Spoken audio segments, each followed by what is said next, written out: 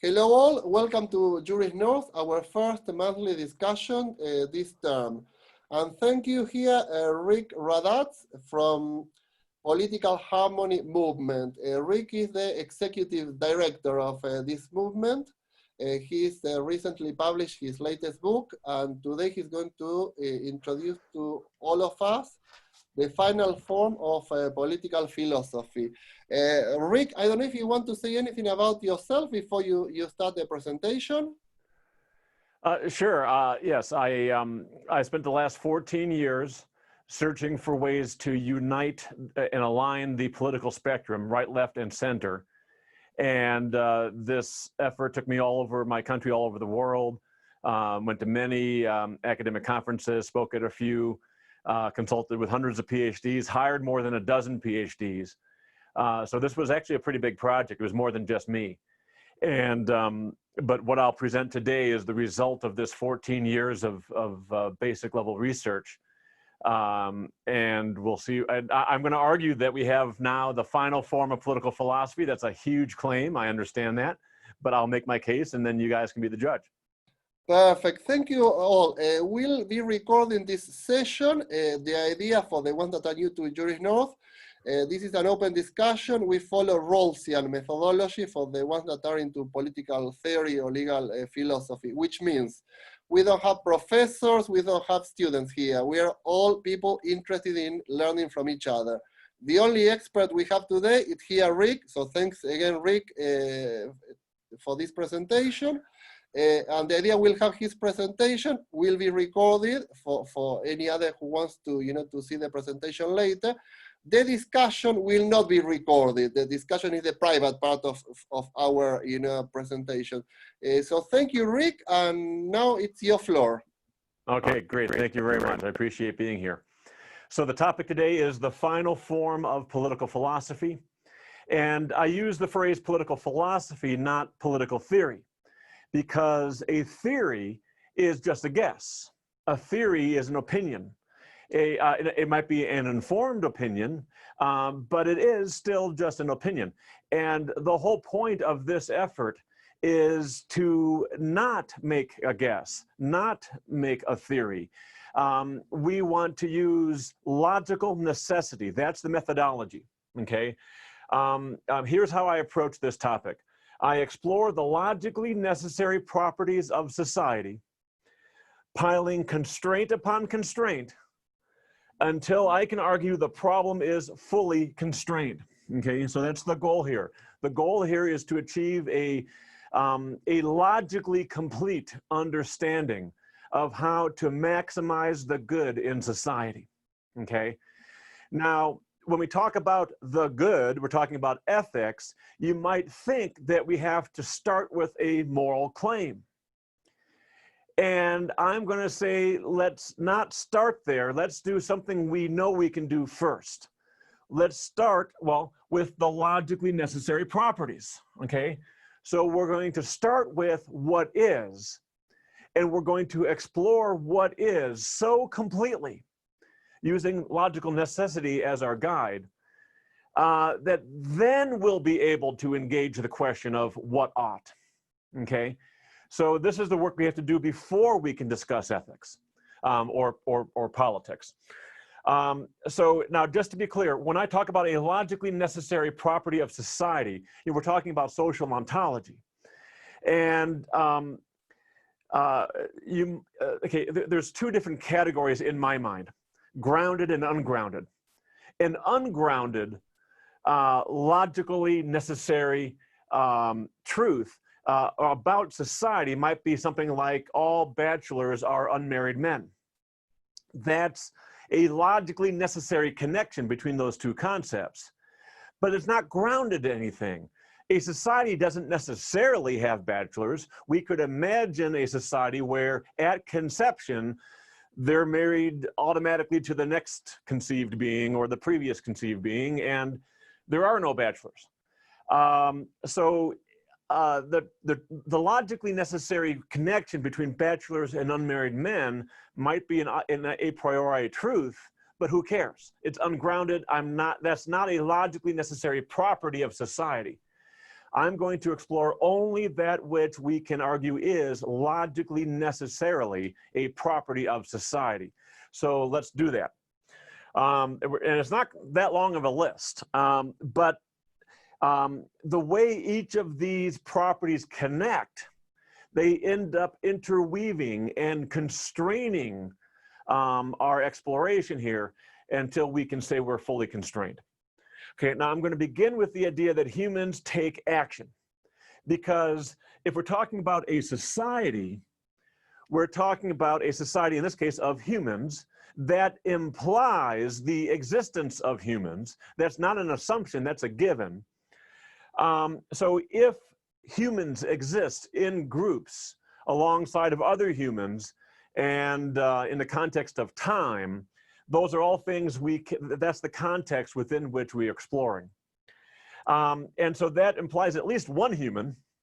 And if even just one human exists, that human can take action.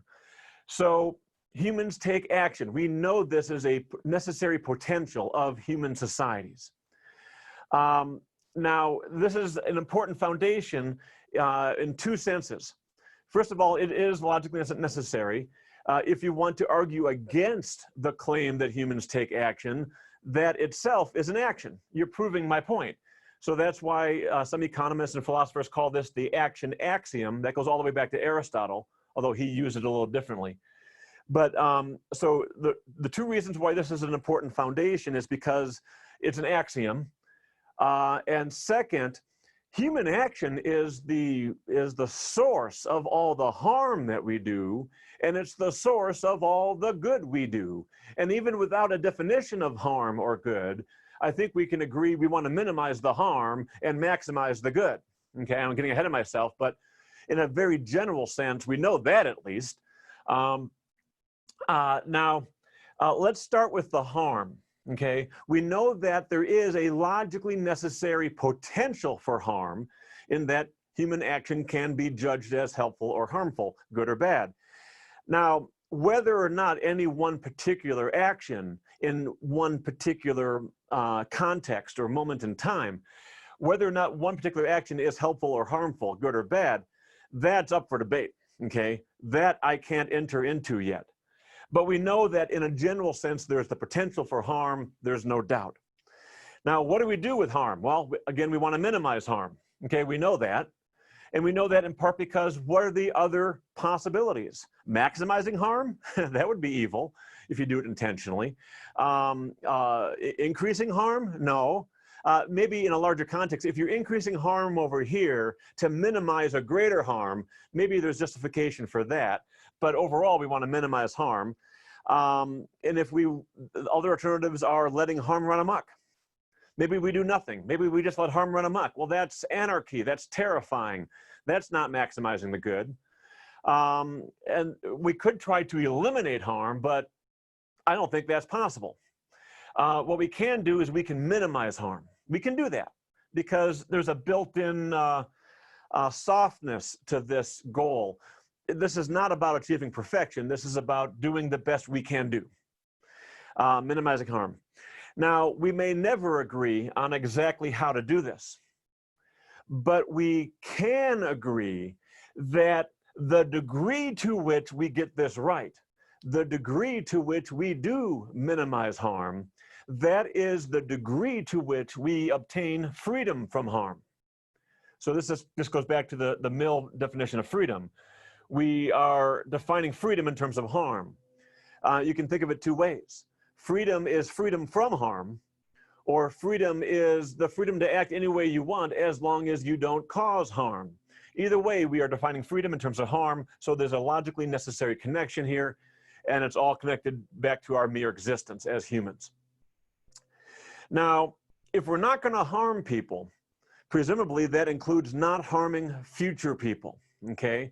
And so I want to add the concept of sustainability into the mix, because a lack of sustainability would be destroying the future. And so at the very least, we know that we don't want to cause that kind of harm, I would argue. Again, we may never agree on the actual limits to impose, but we can agree that as a concept, this makes sense in our framework. Now, what can we do with our freedom within these limits?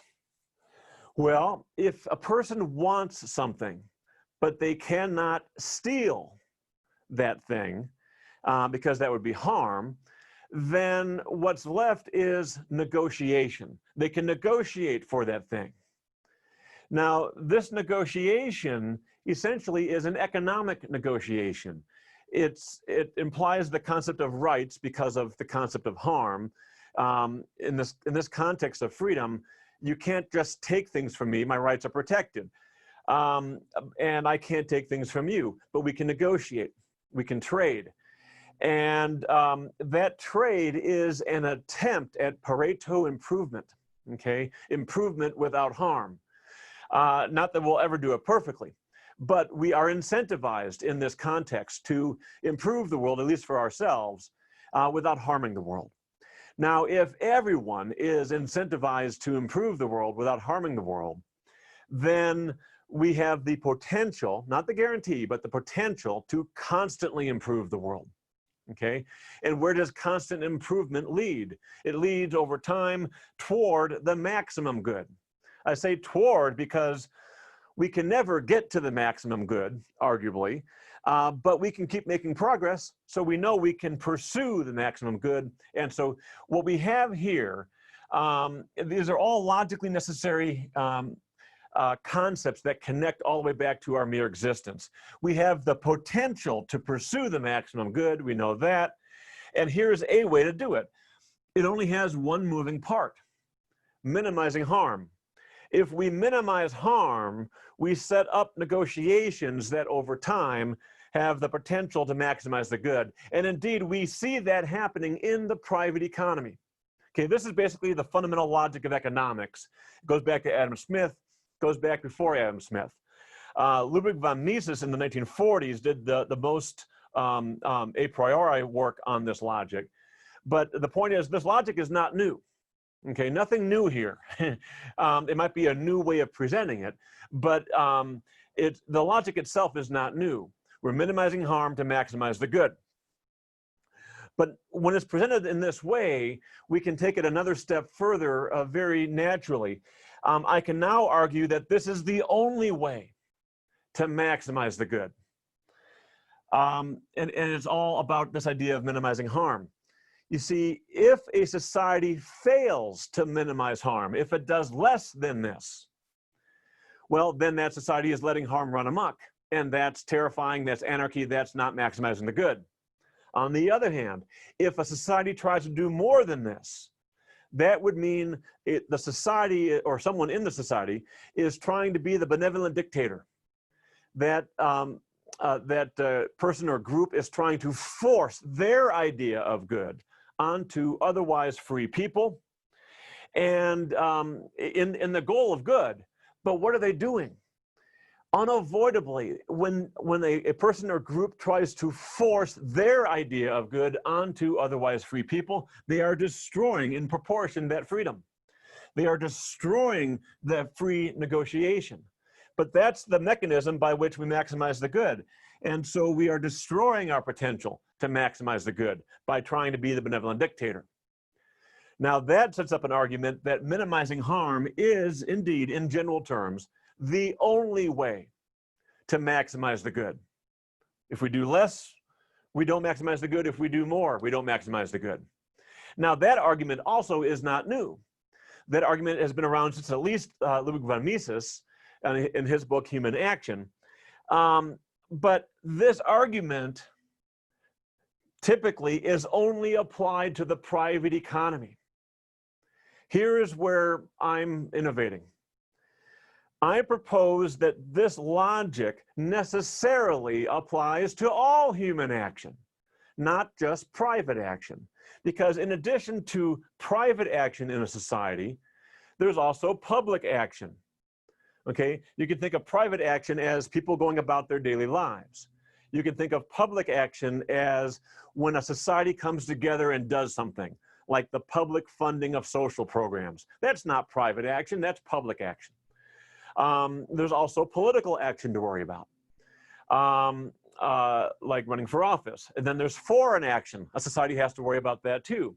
And finally, there's governing action, the attempt to govern all this action.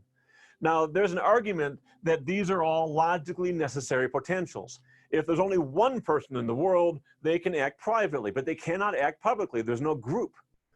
It's not possible to have a group. But if you have two people in the world, they can come together and act as a group. Group action, public action. If you have three people, two can outvote one, you have political pressure, that's political action.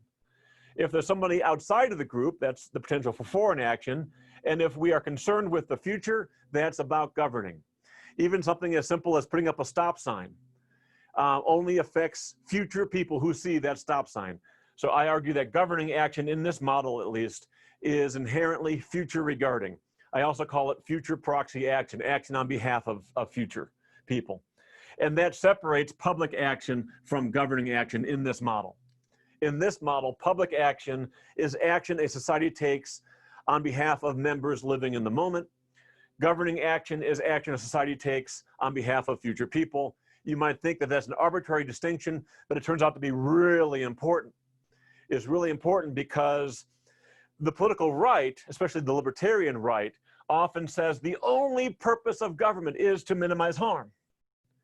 And they therefore say the government shouldn't be in the helping people business. We shouldn't be taxing some people to help other people. But in this model, I can agree with the right that governing is only about minimizing harm, but in parallel, the public has the right and the ability, or the ability and the right, to come together, pool their money, and spend it however they want. That's their right.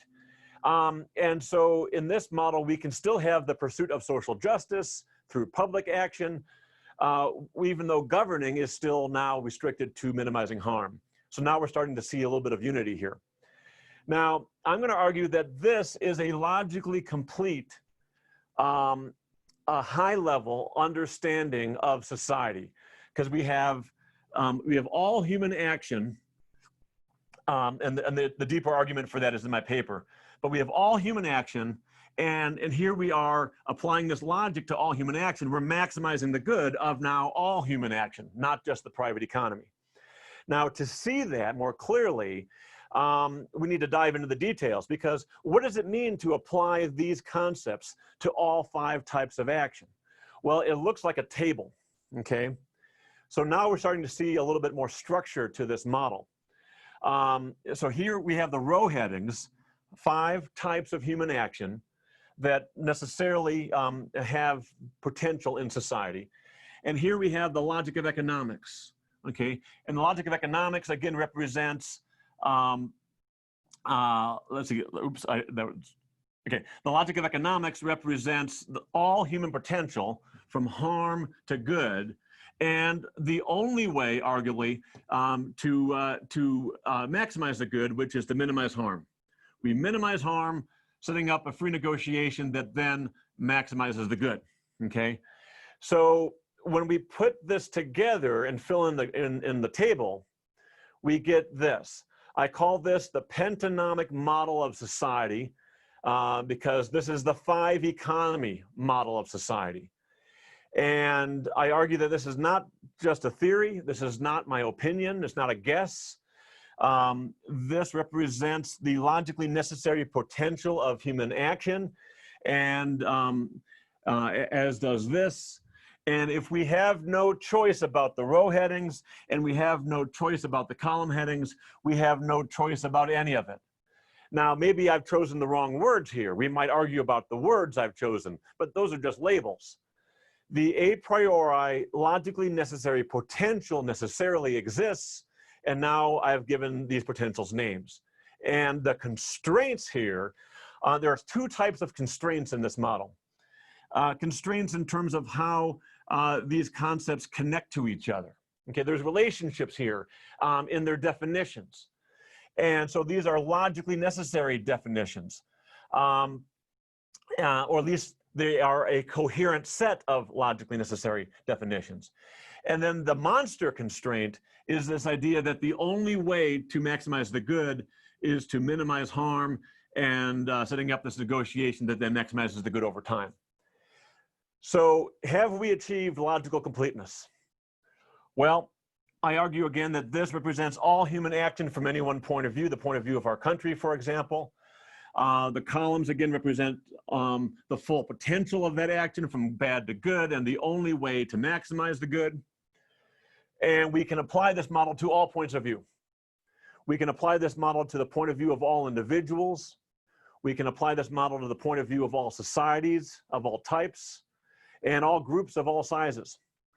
So that we can apply this fractally to all scales of society. And in that way, this very simple model can account for all the complexity of human society, all points of view, all human potential, and it reveals the only way to maximize that potential.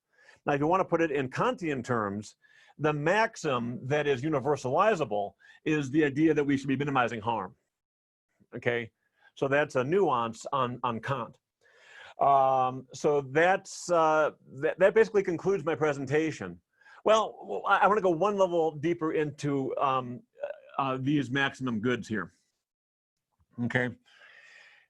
This is how we end up uniting the values and goals of the political spectrum. Again, without using theory and opinion and guesses, we're using logically necessary potentials. If we put private action to ever better use economically, we get more general prosperity. Not that everyone shares in that prosperity, but we do see plenty of examples of rich countries because they respect the logic of economics in their private economy. What this model says is, in addition to doing that, we should also be prioritizing our social spending, so that through competition of ideas over time, ideas are forced to get better and better and better, affecting social justice. And if we put political action to ever better use through checks and balances, then we get more political maturity. If we put foreign action to ever better use by defending ourselves and then negotiating, we get more political harmony. If we govern better and better, that's a meta economy, we get all of these good goals plus sustainability. That's a trend towards the best possible future, okay? So it's these 5 types of good. If this represents all human action, then this represents all human good. Okay, one final thing, and then I'll open up for questions. This becomes a research tool. For example, we can critique any social, economic, moral, and political theory through this lens, through this framework. And the reason we can do that is because every social, economic, moral, and political theory presupposes the context of human society. But the context of human society necessarily implies these potentials and these constraints. Now, if a theory does not explore all of the potential that it presupposes, the analysis of that theory is not complete. And if a theory is not consistent with all that it presupposes, all the constraints, then that theory fails or is wrong, at least to that degree. Now, a wrong theory might still be useful, but it's not as good as it could be. I'm working with a major university to use this model as a lens through which to critique all the landmark papers in the world of social, economic, moral, and political thought. So that's going to be a big project, and lots of PhDs will be hired for that project, and that'll be very interesting if and when that happens. Okay, now I see that there are some questions brought up, so let's end the presentation and start the Q&A. Perfect. Thank you very much, Rick. Before we finish the recording and start the discussion, I wanted to say thank you, for this presentation and for the ones that are watching later.